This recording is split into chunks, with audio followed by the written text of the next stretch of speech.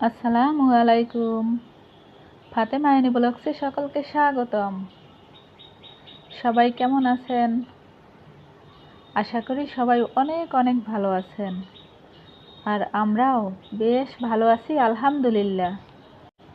আজকে ওয়েদারটা ভীষণ খরা। ওই বিশাল নীল আকাশ জুড়ে সাদা মেঘের পাল ভেসে বেড়াচ্ছে। রোদের ততটা চাপ নেই, তাই গরমের প্রদাহ অনেক কম। আর তাই রাফির বাবার মনটা ভীষণ ফুরফুরা। আর তার উপরে ছুটির দিন, সব মিলিয়ে আজকে সে খুব খুশি। প্রতিদিনকার মতো নাস্তা সেরে সে আমাকে আমার সংসারের কাজে মোটামুটি হেল্প করছে। প্রথমে সে আমার অনেক দিন ধরে ধোয়া হয় না ফ্রিজটা, তো প্রথমে সে ফ্রিজটাকে একটু মোটামুটিভাবে ক্লিন করছে। তো সে যেভাবেই করছে আমি তাতে খুশি, কারণ তাকে তো বলা যায় না, তাকে দিয়ে তো আসলে করানো আমারও ঠিক না। কিন্তু কি আর করব, আমারও তো ছোট বাচ্চার সাথে, আর যাদের ছোট বাচ্চা আছে তারা নিশ্চয়ই বুঝতে পারে যে মা চাইলেই সব সময় সব কাজ করতে পারে না। তারপরে ঘরের চারিদিকের ওয়ালগুলোকে মোটামুটিভাবে একটু ঝেড়ে পরিষ্কার করে দিয়েছে। এই কাজটা সে প্রায় করে বলতে প্রতি মাসে একবার করে। ছুটির দিনে এভাবে টুকিটাকি কাজ করে দিয়ে আমার হেল্পিং হ্যান্ড হয়। যতটুকুই করুক না কেন, যাই করুক না কেন, আমিও তাতে খুবই হ্যাপি আলহামদুলিল্লাহ। কথা বলতে বলতে আমিও দুপুরের রান্নার আয়োজন করছি। আজকে আমি আমার হাজব্যান্ডের জন্য গরুর মাংস রান্না করব। আর তাই প্রথমে আমি মাংসটাকে ভালোভাবে ধুয়ে পানি ঝরিয়ে প্রেসার কুকারের মধ্যে নিয়ে নিলাম। এরপরে পরিমাণ মতো তেল এবং সমস্ত মশলা আর সাথে কিছুটা তেঁতুলের পাল্প দিয়ে আমি আলতো হাতে মেখে নিয়েছি। মেখে নিয়ে আমি প্রেসার কুকারে কুক করব 4-5টা সিটি দেয়া এই পর্যন্ত। 4-5টা সিটি দেয়া হয়ে গেলে মাংসগুলো মোটামুটিভাবে সিদ্ধ হয়ে যাবে। 5টা সিটি দেয়া হয়ে গেলে আমি ঢাকনাটাকে খুললাম। এই যে মোটামুটি আমার মাংসটা সিদ্ধ হয়ে গেছে। তো এ পর্যায়ে আমি কয়েক টুকরা আলু ভালোভাবে ধুয়ে নিয়েছি। এখন আমি এর ভিতরে অ্যাড করে দেব। অ্যাড করে দিয়ে তারপর আমি ঢাকনা দিয়ে আবারও ঢেকে 2টো সিটির জন্য অপেক্ষা করব। তো আমার সমস্ত রান্না এখন প্রায় শেষ। রান্না করতে করতে আমিও ঘরের কাজগুলোকে মোটামুটিভাবে গুছিয়ে নিয়েছি। এই যে কয়েক টুকরো মাছ ভুনাও করেছি। রাফির বাবাই এবং আমি দুজনেই এই মাছটাকে খুবই পছন্দ করি। আর এই যে আমার গরুর মাংস রান্না হয়ে গেল আলহামদুলিল্লাহ, বেশ লোভনীয় হয়েছে। এবার আমাদের খাওয়া দাওয়ার প্রস্তুতি নিতে হবে। তাই আমি ঘরে থাকা কিছুটা শসা, কাঁচামরিচ, তারপরে পেঁয়াজ আর সরিষার তেল দিয়ে মজাদার একটি সালাদ তৈরি করেছি। আর খাওয়া দাওয়ার পর্ব আমাদের শেষ হয়ে গেছে আলহামদুলিল্লাহ। খাওয়া দাওয়ার পর্ব শেষ করে আমরা বেশ কিছুটা সময় রেস্ট নিলাম। রেস্ট নেওয়ার পরে সন্ধ্যার কিছুক্ষণ আগে বের হলাম বাইরে যাওয়ার জন্যে। আমার ছোট্ট সোনামণি সে একা একাই হেঁটে যাচ্ছে। সিঁড়ি বেয়ে বেয়ে নিচে নামছে, 1 পা 2 পা করে হেঁটে হেঁটে নিচের দিকে নামছে সে একা একাই। তো সিঁড়ি দিয়ে নামতে নামতে আমরা বাসার সামনে স্কুল অ্যান্ড কলেজ মাঠে চলে আসলাম। এখানে ছোট ছোট ছেলেরা ফুটবল খেলছে। এর পা থেকে ওর পায়ে, ওর পা থেকে ওর পায়ে লাফিয়ে লাফিয়ে ফুটবলটা ঘুরে বেড়াচ্ছে। সাইকেল নিয়ে কিছু দর্শনার্থী হাজির এখানে, সাথে আছি আমরাও। কিন্তু আমার ছোট্ট সোনা শুধু দাঁড়িয়েই আছে। তার মুখে কোনো হাসি নেই, তার মুখে কোনো আনন্দের রেখা নেই। সে মুখ গুমড়ো করে সব কিছু দেখছে, কিন্তু কিছুই বলছে না। আমরা দাঁড়িয়ে দাঁড়িয়ে খেলা উপভোগ করতেছি। মাঠের এই প্রান্তে কচিকাঁচার দলেরা খেলছে, আর ওই প্রান্তে আবার ইয়ং জেনারেশনের দল। মাঠের 2 প্রান্তে 2 দলের খেলা চলছে, আর 2 দলের খেলায় পুরো মাঠটি একেবারে কোলাহলপূর্ণ।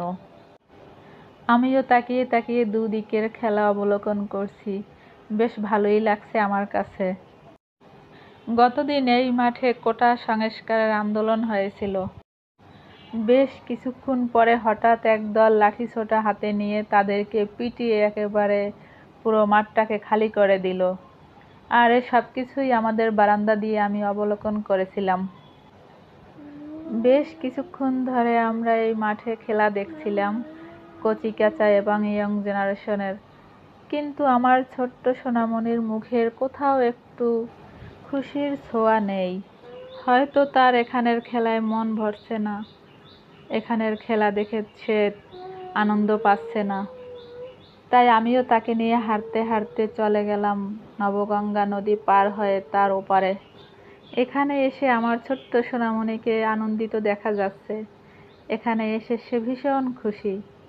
এই প্রকৃতি দেখে সে ভীষণ আনন্দিত, মনে হয় যেন মহা খুশিতে আছে সে।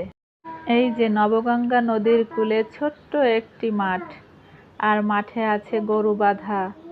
গরু ঘাস খাচ্ছে, আর মাঠের সাইডে অনেক প্রজাতির গাছ। খুব সুন্দর লোকেশন এটা। আমরা হাঁটতে হাঁটতে আবার চলে আসলাম শিশু পার্কের মধ্যে। ছোট্ট সোনামণি মনের আনন্দে দোল খাচ্ছে। সীমাহীন আনন্দের জোয়ারে ভেসে যাচ্ছে যেন ছোট্ট সোনার ছোট্ট মনটি। মনে হয় এই আনন্দের কুটিরে সে ছোট্ট একটা রানী। দোল দোল দোলনি, রাঙা মাথায় চিরুনি, এনে দেব হাট থেকে মান, তুমি করো না।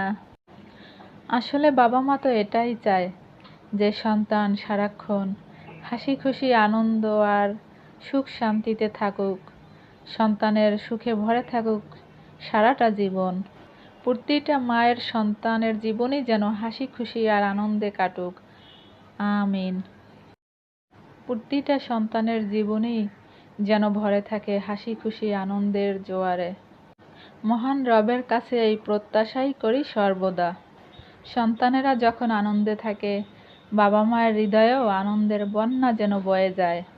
মনের গভীরটা যেন একেবারে শীতল হয়ে যায়, নয়ন দুটিও যেন জুড়িয়ে যায়।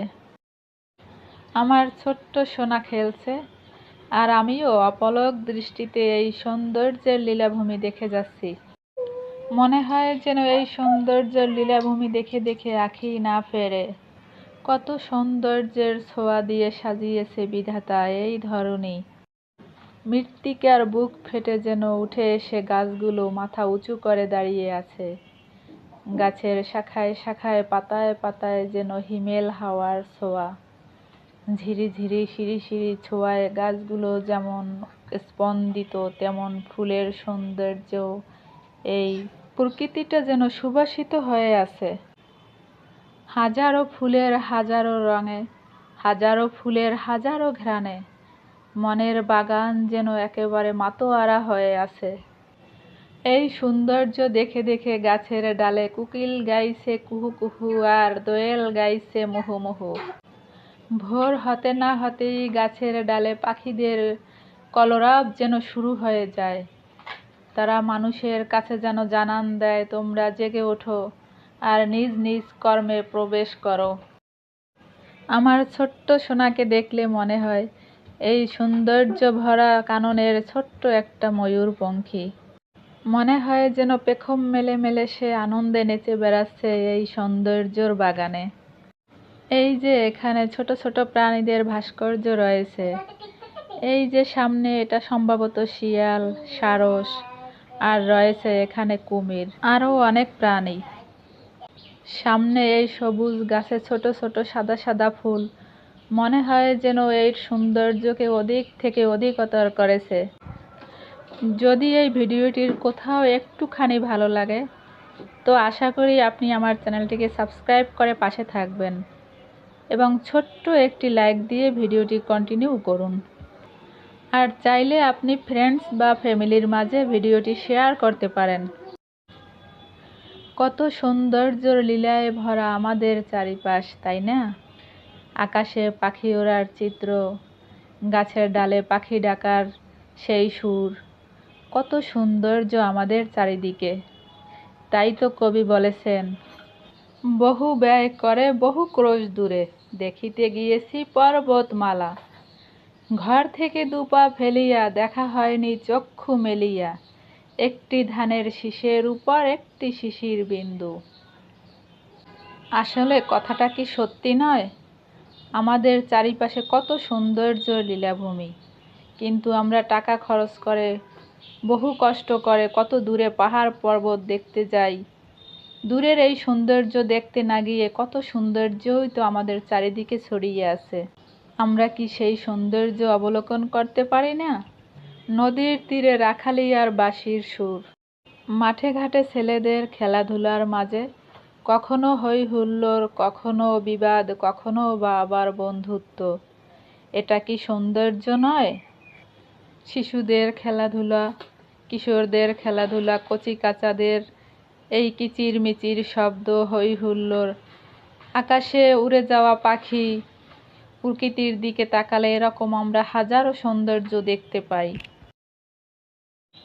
কথা বলতে বলতে কখন যে সন্ধ্যা নেমে এলো, এই প্রকৃতির সৌন্দর্য দেখতে দেখতে কখন যে আকাশ কালো হয়ে গেল টেরই পেলাম না।